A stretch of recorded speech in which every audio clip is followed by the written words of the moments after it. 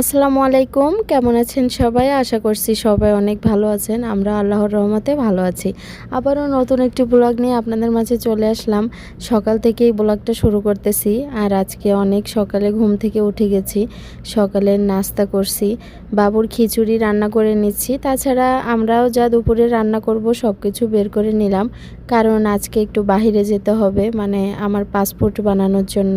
আজকে দুপুরে রান্না করব বোয়াল মাছ আর রান্না করব শসা তরকারি। আমার আবার শসা তরকারি অনেক পছন্দ। চিংড়ি মাছ দিয়ে শসা রান্না করব, আর বোয়াল মাছ সব সময় যেভাবে রান্না করি আজকে একটু অন্যভাবে রান্না করব, মানে শুকনা ভাজি করব। আমাদের দেশে যেমন তাজা মাছ পাওয়া যায়, এদেশে তো আর তাজা মাছ পাওয়া যায় না, সবই ফ্রিজে। শুধু দেখি তেলাপিয়া মাছটাই একটু তাজা থাকে, কিন্তু অন্যান্য মাছগুলো সবই ফ্রিজের ফ্রোজেন মাছ কিনতে হয় আর কি। তো আব্বু বুঝতে পারেনি, সে বোয়াল মাছটা একটু বড় কিনতে গেছে, আর বড় কিনতে যেয়ে কি হলো, চাষের পড়ে গেছে মাছটা। সেজন্য আগে একদিন রান্না করেছি, ভালো হয়নি। তো আপনাদের ভাইয়া তাছাড়া আব্বু আম্মু সবাই বলছে যে আজ যখন রান্না করবা আর যা আছে সব শুকনা ভাজি করো। চিংড়ি মাছ দিয়ে শসা তরকারি বসিয়ে দিলাম। আর শসা তরকারিতে কখনোই আমরা গুঁড়ামরিচ দিই না, কাঁচামরিচ দিয়েই রান্না করি, যেহেতু তরকারিটা একটু হালকা, মানে একটু অত ঘন হবে না আর কি।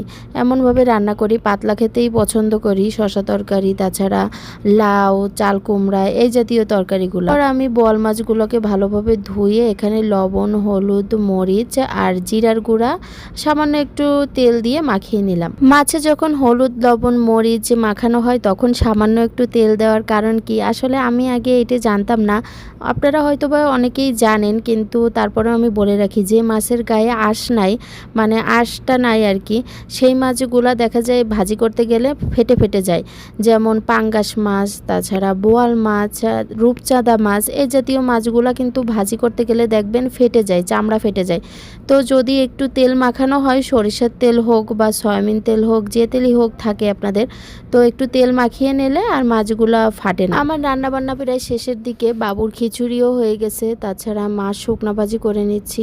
আর শুকনা ভাজি মাঝে কিন্তু অনেক পেঁয়াজের প্রয়োজন হয়, তো আমি 2-3টা পেঁয়াজ কেটে নিচ্ছি বড় বড় দেখে। আর ঠিক এইভাবেই ভাজি করতে হয়, 4-5টা আর কি কাঁচামরিচ দিয়ে, সামান্য লবণ, সামান্য হলুদ দিয়ে। তো আমার রান্না বান্না শেষ হয়ে গেছে। শসা তরকারিতেও ধনিয়া পাতা দিয়ে দিছি, শসা তরকারিও নামিয়ে নিই। যেহেতু আমার দুপুর 1:30টার দিকে অ্যাপয়েন্টমেন্ট ছিল, মানে ফিঙ্গার দিতে যেতে হবে, তাছাড়া আমার ছবি তুলবে, তো সেজন্য তাড়াতাড়ি রান্না বান্না সব শেষ করে ফেলছি 12টার ভিতর। বাহ, ঠিক আছে, তো পারবি না, ঘুরে আসি। হ্যাঁ, আর কি কত বলা সাবা, দাদা দাদির কাছে মানুষ হতে আছে, মা বাপরে বলা সাবা, তুই বিদেশ চলে যাচ্ছিস। না না, ওগুলো কইও না, না না, আল্লাহ হাফেজ।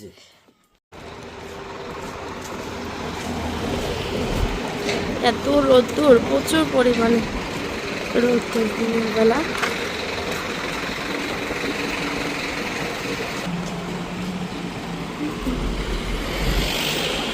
আমার আব্বাজানের কাছ থেকে বিদায় নিয়ে রেডি হয়ে তারপর বের হয়ে গেলাম। তো খুবই কষ্ট লাগতেছিল, কারণ ওকে ছেড়ে তো কোথাওই যাওয়া হয় না। একমাত্র যখন হজ করতে গেছিলাম, ওমরা করতে আর কি, তখন ওর দাদা দাদির কাছে ওকে রেখে তারপর আমরা আর কি কাবা শরীফে গেছিলাম।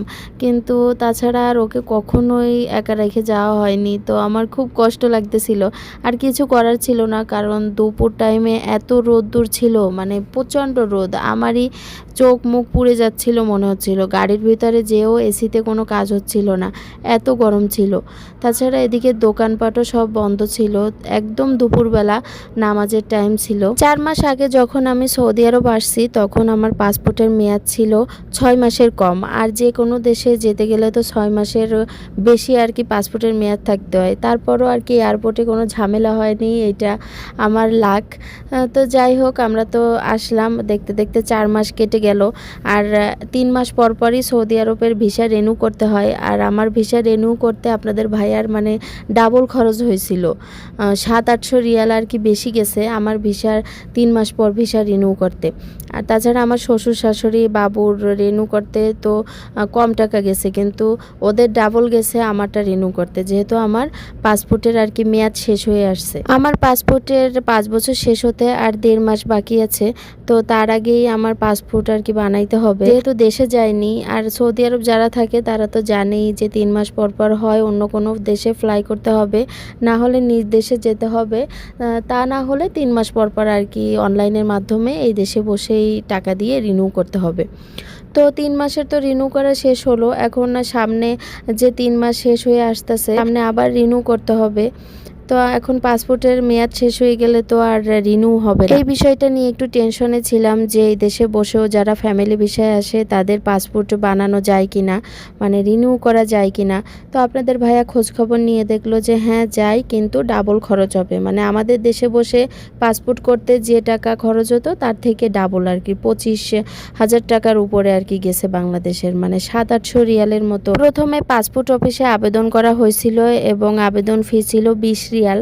তারপর তারা একটা ডেট দিয়ে দিছিল, সেই ডেট মতো আর কি সৌদি আরবের বাংলাদেশ এম্বাসিতে আমরা গেলাম। যাওয়ার পর অনেক লম্বা লাইন ছিল, আর আমরা যেহেতু ফ্যামিলি সেই জন্য আমাদের আগে ভাগে আর কি দিয়ে দিল। ভিতরে যাওয়ার পর আমার ফিঙ্গার নিল আর ছবি তুললাম।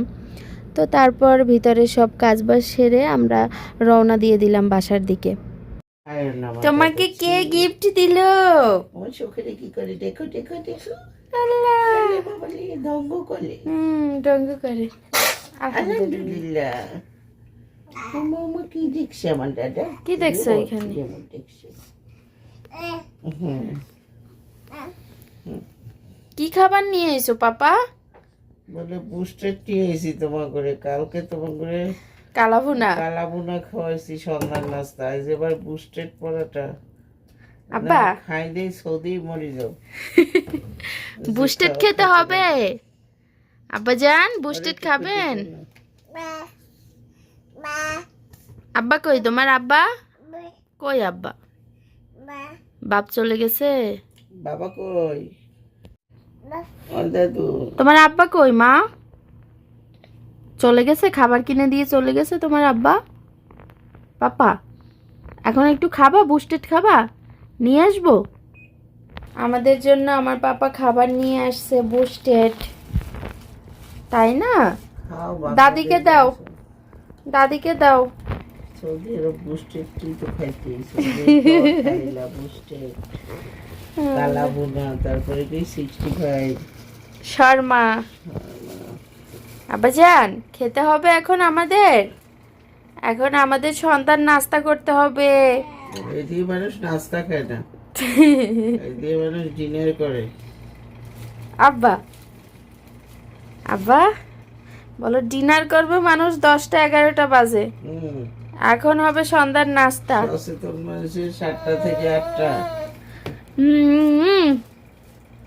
ডিনার। খোলো খোলো, ওটা খুলে বলো, খুলে বলো পাপা, ওটা খুলেন তো, খেতে হবে না।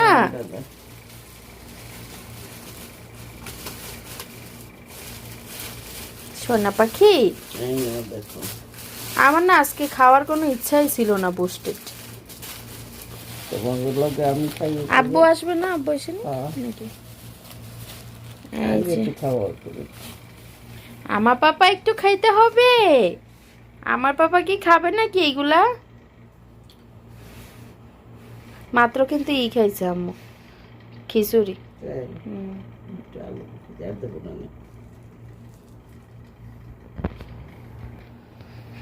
রিমোটটা দিয়ে দেখছো এসিটা আবার চালাই দিছে, আমি বন্ধ করছিলাম।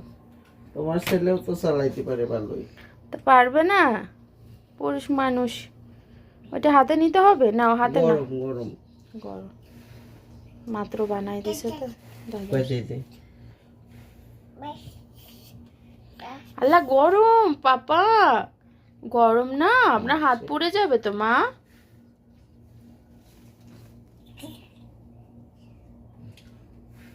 আব্বাজান ফু দিতে চাই, দেখো ফু দাও।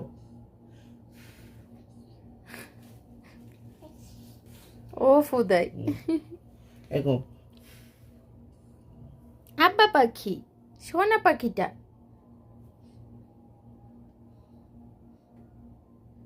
খেলু বেলু।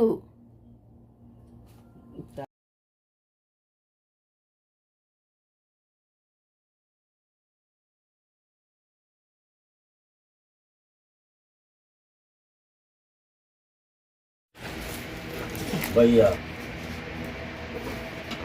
এই দেখো কেমন হয়েছে যাইবে লেগে দেখো আমাকে দেখে এখন যাওয়া যাবে না, যাইবে না করা। দাদির লেগে ছেলের কাছে পানি আপনি না করাম।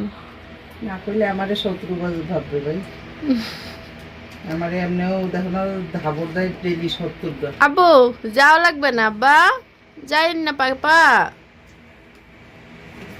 কি খবর? এখন যাইলে আপনার তো পৌঁছাইবে না, আমি তো তোমার কিছুক্ষণ পরে আজান দিব। আজান দিলে নামাজ পড়ে আসলে আবার যাব আমরা স্টেশনে। হ্যাঁ দাদা চলো দাদা, বলো চলো দাদির জন্য একটা পানি আসো দাদা চলো।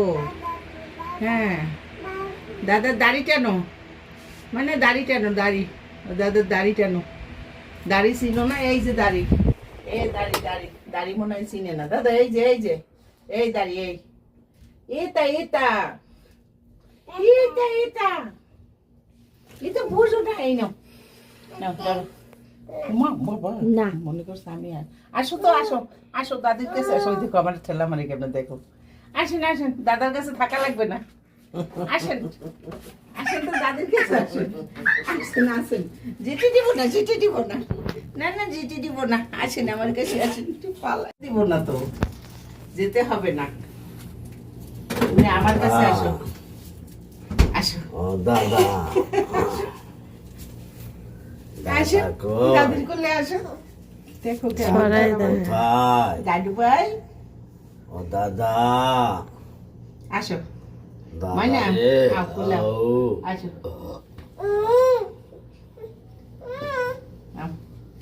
আমার ঠেলে সরাই দেয় বুঝছে, এরকম করে সরাই দেয়। মোবাইলটা তো রাত্রে আপনাদের ভাইয়া বাসায় আসবার সময় পাউরুটি, জেলি এগুলো নিয়ে আসছিল, তাছাড়া তরমুজও আনছে। তরমুজ তো প্রতিদিনই আনবে, কারণ আমার শাশুড়ির খুবই পছন্দ। তো এখানে তরমুজ কাটলাম খাওয়ার জন্য।